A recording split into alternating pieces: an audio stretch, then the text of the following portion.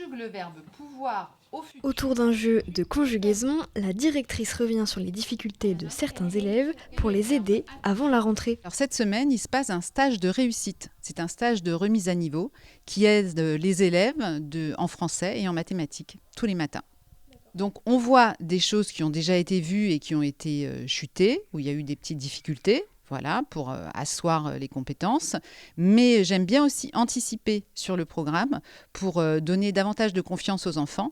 Et donc on commence des notions qu'on n'a pas vues avec les camarades, ce qui fait que voilà, à la rentrée, ils seront très heureux de pouvoir montrer leur savoir et ça leur donne davantage confiance en eux. Maëlie, 9 ans, est élève en classe de CM1.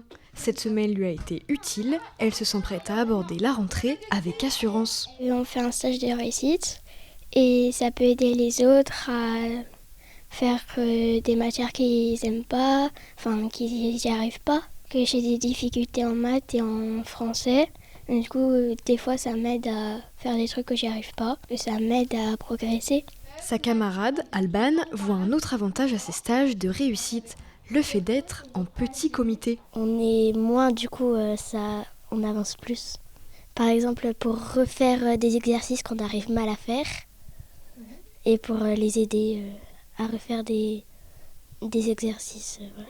Voilà. Des fois, j'arrive pas trop à des dictées, et on les reprépare pour la vraie semaine de classe. Apprendre en s'amusant grâce à des jeux, c'est ce que préfère Mike. Le futur, là, par exemple, on lance le dé.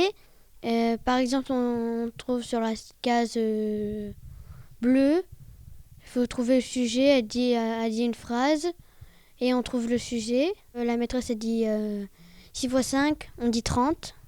Il faut aller le plus vite. Suite à ces stages, les résultats sont notables et les élèves reprennent confiance.